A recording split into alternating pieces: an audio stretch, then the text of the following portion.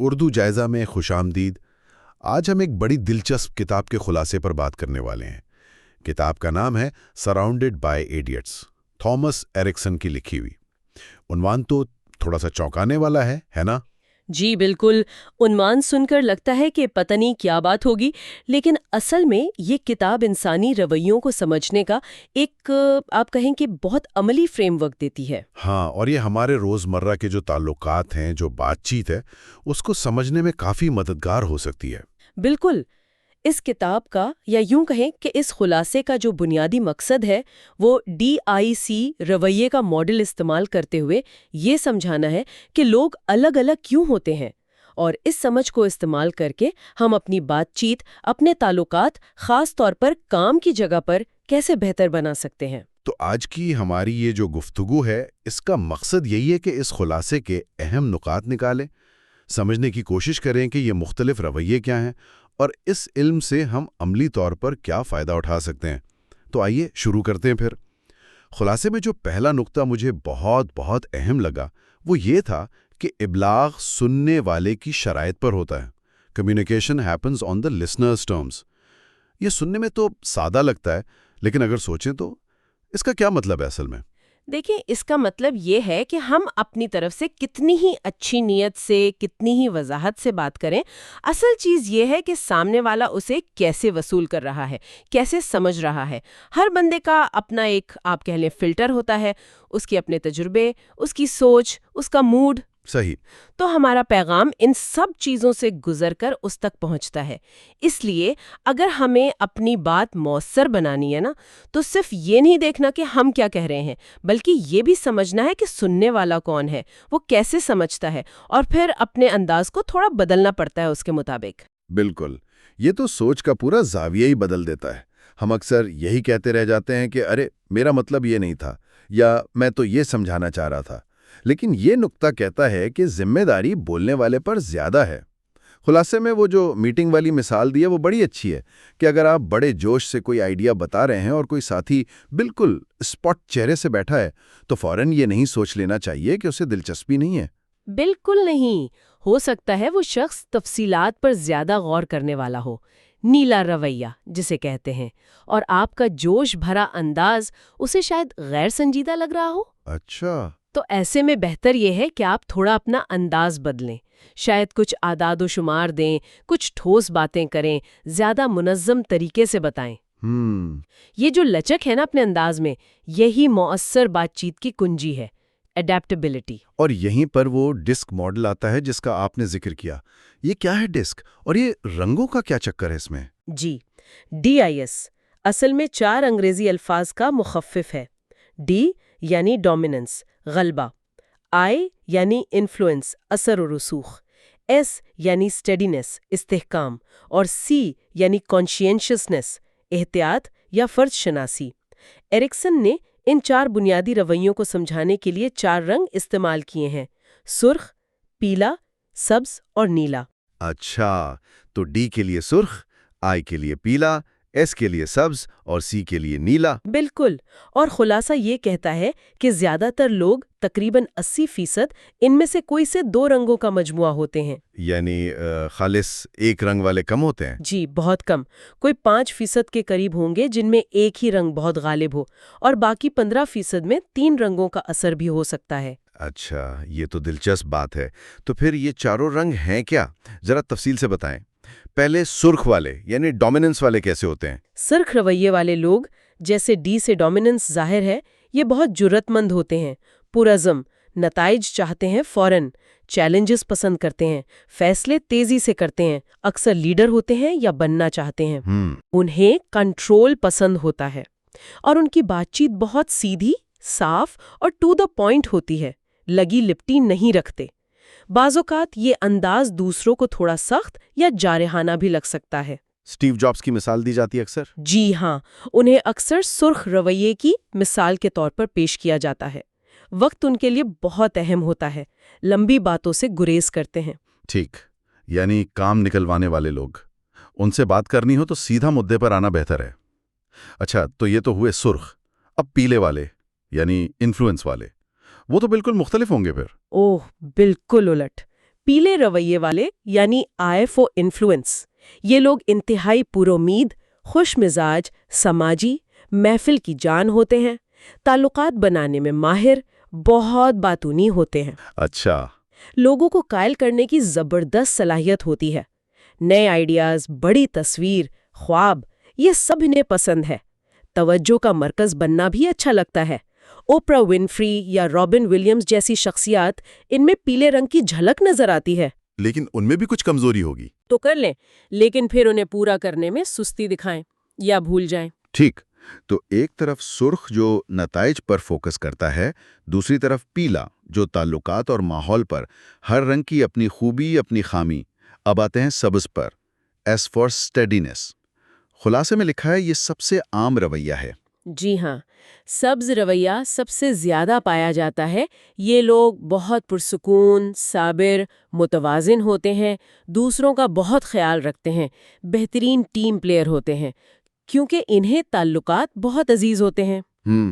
یہ گروپ میں ہم آہنگی چاہتے ہیں، جھگڑوں سے بچتے ہیں، بہت اچھے سننے والے ہوتے ہیں، ان پر بھروسہ کیا جا سکتا ہے، قابل اعتبار ہوتے ہیں۔ لیکن ان کی کمزوری کیا ہے پھر؟ ان کی سب سے بڑی کمزوری ہے تبدیلی سے گھبرانا۔ انہیں غیر یقینی صورتحال بالکل پسند نہیں۔ یہ سٹیٹس کو، یعنی جیسے چل رہا ہے ویسے چلنے دینا پسند کرتے ہیں۔ جب تک انہیں تبدیلی کی ٹھوس وجہ اور مکمل یقین دہانی نہ کرائی جائے، یہ قدم نہیں اٹھاتے۔ تو یہ ٹیم کے وہ ممبر ہیں جو سکون اور استحکام لاتے ہیں، لیکن شاید نئی چیزیں آزمانے میں ہچکچاتے ہیں۔ ان کے ساتھ صبر سے کام لینا پڑتا ہوگا۔ بالکل، یقین دہانی اور سپورٹ بہت اہم ہے ان کے لیے۔ صحیح۔ اب آخری رنگ رہ گیا نیلا، سی فار کانشیسنس۔ یہ کیسے لوگ ہوتے ہیں؟ نیلے رویے والے لوگ ہوتے ہیں تجزیاتی، بہت زیادہ تفصیل پسند، منظم۔ ان کے لیے حقائق، ڈیٹا، کوالٹی یہ سب سے اہم چیزیں ہیں۔ اچھا۔ کوئی بھی فیصلہ کرنے سے پہلے ہر پہلو کو جانچیں گے، پرکھیں گے، سوال بہت پوچھیں گے، جلد بازی بالکل نہیں کرتے۔ انہیں ہر چیز درست چاہیے، غلطیوں سے بچنے کی پوری کوشش کرتے ہیں۔ تو یہ کافی محتاط ہوتے ہوں گے۔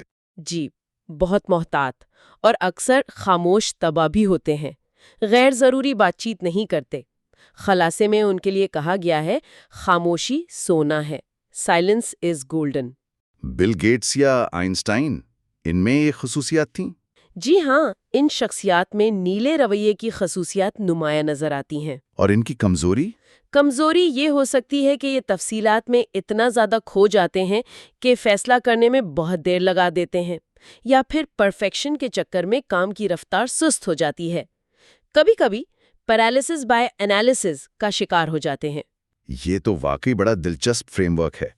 سرخ، پیلا، سبز، نیلا، 4 الگ انداز۔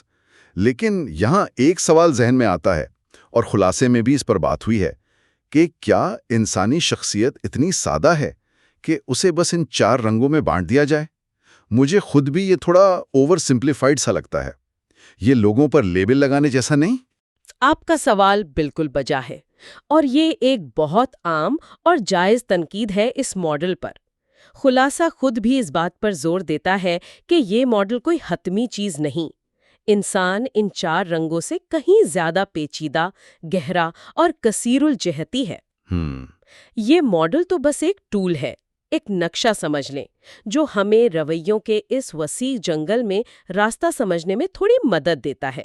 اس کا مقصد لوگوں کو ڈبوں میں بند کرنا یا ان پر سرخ یا پیلا کا ٹھپا لگانا بالکل نہیں ہے۔ تو پھر مقصد کیا ہے؟ مقصد ہے آگاہی، اویئرنیس، اپنے بارے میں بھی، دوسروں کے بارے میں بھی۔ یہ سمجھنا کہ ہر انداز کی اپنی خوبیاں ہیں، اپنی کمزوریاں ہیں، کوئی بھی رنگ دوسرے سے بہتر یا کمتر نہیں۔ جیسا خلاصے میں کہا گیا، کوئی بھی مکمل طور پر کامل نہیں ہے۔ اصل چیز ہے ہمدردی پیدا کرنا، افہام و تفہیم بڑھانا۔ ٹھیک ہے، تو اگر یہ لیبل لگانے کے لیے نہیں ہے، تو پھر اس سارے علم کا، ان رنگوں کو سمجھنے کا عملی فائدہ کیا ہے؟ روزمرہ زندگی میں کیسے استعمال کریں اسے؟ اس کا سب سے بڑا عملی فائدہ ہے موافقت، اڈیپٹیشن، یعنی اپنے آپ کو ڈھال لینا۔ جب آپ یہ سمجھ جاتے ہیں کہ سامنے والا کس رنگ کا ہے، وہ کیسے سوچتا ہے، کیا چیز اسے اہم لگتی ہے، وہ کیسے بات سمجھتا ہے، تو آپ اپنے بات کرنے کے انداز کو اس کے مطابق تھوڑا بدل سکتے ہیں، ایڈجسٹ کر سکتے ہیں۔ یعنی اپنی بات کو اس کی زبان میں کہنا۔ بالکل، یہ صرف دوسروں کو سمجھنا نہیں بلکہ اپنے اندر لوچ پیدا کرنا ہے۔ یہ ایموشنل انٹیلیجنس کا ایک اہم حصہ ہے۔ کیا آپ کچھ مثالیں دے سکتی ہیں کہ مختلف رنگوں کے لوگوں سے بات کرتے ہوئے کیسے موافقت پیدا کریں؟ ضرور، جیسے اگر آپ کو پتا ہے کہ آپ کا باس یا کوئی کولیگ سرخ رویے کا ہے تو ان سے بات کرتے ہوئے سیدھا مدے پر آئیں، لمبی تمہید نہ باندھیں، مختصر صاف بات کریں، نتائج پر فوکس رکھیں، غیر ضروری تفصیلات سے بچیں، انہیں فیصلے کرنے کا اختیار دیں، صحیح۔ وقت ضائع نہ کریں۔ جی، اس کے برعکس اگر آپ کسی پیلے رویے والے سے بات کر رہے ہیں تو تھوڑا دوستانہ پرجوش انداز اپنائیں، ان کی بات غور سے سنیں، ان کی تعریف کریں، انہیں بڑی تصویر دکھائیں، بتائیں کہ اس سے لوگوں پر کیا مثبت اثر پڑے گا، تھوڑا غیر رسمی انداز رکھیں۔ ٹھیک ہے، اور سبز اور نیلے والوں کے لیے؟ سبز رویے والے کے ساتھ بات کرتے ہوئے صبر بہت ضروری ہے، ہمدردی دکھائیں، انہیں تبدیلی کے لیے وقت دیں، ان کے خدشات کو سنجیدگی سے لیں، انہیں یقین دہانی کرائیں، ٹیم ورک، استحکام، باہمی تعلقات کی بات کریں، دوستانہ اور حمایتی انداز اپنائیں۔ انہیں محفوظ محسوس کرانا ضروری ہے۔ بالکل، اور آخر میں نیلے رویے والے، ان سے بات کرنے سے پہلے اپنی پوری تیاری کریں، ہوم ورک کر کے جائیں، حقائق، اعداد و شمار، تفصیلی معلومات فراہم کریں، منطقی اور منظم طریقے سے بات کریں۔ سوالوں کے لیے تیار رہنا ہوگا؟ جی ہاں، وہ سوال ضرور پوچھیں گے، انہیں غور کرنے کا وقت دیں، جلد بازی نہ کریں، جذباتی دلائل سے پرہیز کریں، معیار اور درستگی پر زور دیں۔ یہ تو بہت ہی عملی مشورے ہیں۔ یہ سمجھنا کہ ہر کسی کا آپریٹنگ سسٹم مختلف ہے اور اس کے مطابق اپنا انداز بدلنا، یہ تو یقیناً غلط فہمیاں بہت کم کر سکتا ہے اور تعلقات بہتر بنا سکتا ہے، دفتر میں بھی، گھر میں بھی۔ خلاصے میں ایک اور دلچسپ چیز تھی، وہ تھے مختلف رویوں کے لیے تناؤ کے عوامل، سٹریس فیکٹرز۔ یہ سمجھنا بھی تو مفید ہو سکتا ہے نا؟ جی بالکل، یہ جاننا کہ کس قسم کے حالات کس رویے والے شخص کو سٹریس دیتے ہیں، ہمیں ان کے رد عمل کو سمجھنے میں مدد دیتا ہے، اور شاید ہم ان حالات سے بچنے میں یا انہیں کم کرنے میں ان کی مدد بھی کر سکیں۔ تو کیا ہے یہ عوامل؟ سرخ رویے والے کب تناؤ محسوس کرتے ہیں؟ خلاصے کے مطابق سرخ رویے والے تب تناؤ میں آتے ہیں جب ان سے اختیار چھین جائے یا وہ کنٹرول کھو دیں، یا جب وہ ناکام ہوں یا چیزیں ان کی مرضی کے مطابق تیزی سے نہ ہو رہی ہوں۔ بے بسی انہیں سٹریس دیتی ہے۔ اور پیلے رویے والے؟ پیلے رویے والے تب پریشان ہوتے ہیں جب انہیں نظر انداز کیا جائے یا وہ سماجی طور پر الگ تھلگ ہو جائیں، جب انہیں عوامی پذیرائی نہ ملے یا جب انہیں سخت اصولوں اور روٹین میں باندھ دیا جائے۔ انہیں آزادی اور توجہ چاہیے۔ ٹھیک ہے، اور سبز اور نیلے، ان کے سٹریس فیکٹرز کیا ہیں؟ سبز رویے والے غیر یقینی صورتحال سے بہت گھبراتے ہیں، اچانک بڑی تبدیلیاں، گروپ میں لڑائی جھگڑا، یا جب ان پر دباؤ ڈالا جائے کہ جلدی سے کوئی فیصلہ کریں یا کسی کی سائیڈ لیں۔ یہ چیزیں انہیں سٹریس دیتی ہیں، انہیں سکون اور استحکام چاہیے۔ اور نیلے؟ نیلے رویے والے تب سٹریس میں آتے ہیں جب کام میں کوالٹی نہ ہو، غلطیاں ہوں، معلومات ادھوری ہوں، یا ان پر بغیر تیاری کے جلد بازی میں فیصلے کرنے کا دباؤ ہو۔ بے ترتیبی اور غیر منطقی باتیں انہیں شدید پریشان کرتی ہیں۔ یہ سمجھنا کہ کس بات سے کون تناؤ محسوس کرتا ہے، یہ واقعی ٹیم مینجمنٹ میں اور ذاتی تعلقات میں بہت کارآمد ہو سکتا ہے۔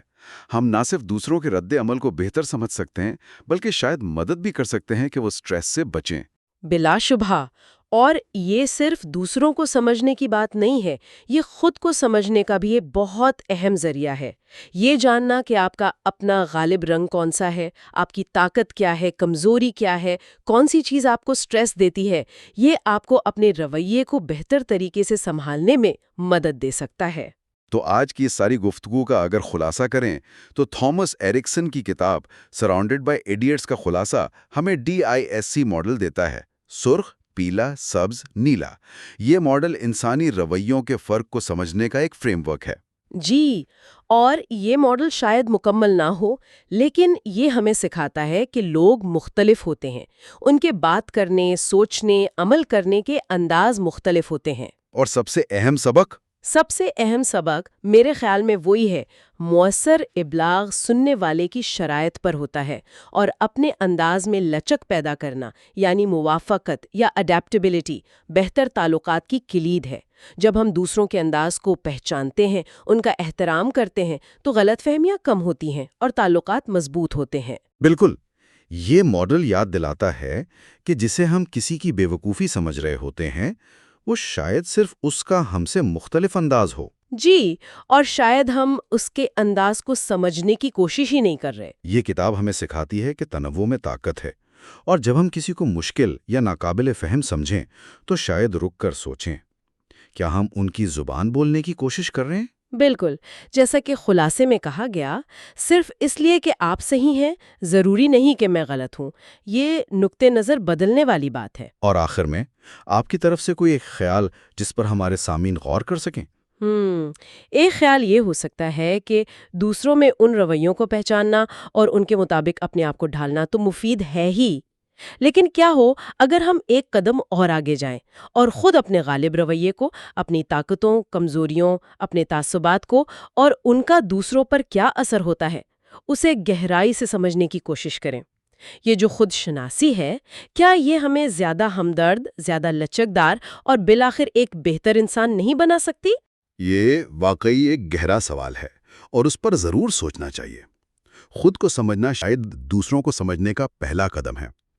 اس موضوع میں اگر کوئی مزید دلچسپی رکھتا ہو تو خلاصے میں کچھ اور کتابوں کے نام بھی تجویز کیے گئے ہیں، جیسے ڈینیل گولمن کی ایموشنل انٹیلیجنس یا اسٹیون کووی کی دی 7 habits of highly effective people. امید ہے آج کا یہ جائزہ ہمارے سننے والوں کے لیے مفید اور فکر انگیز رہا ہوگا۔ اردو جائزہ کی طرف سے آج کے لیے اتنا ہی۔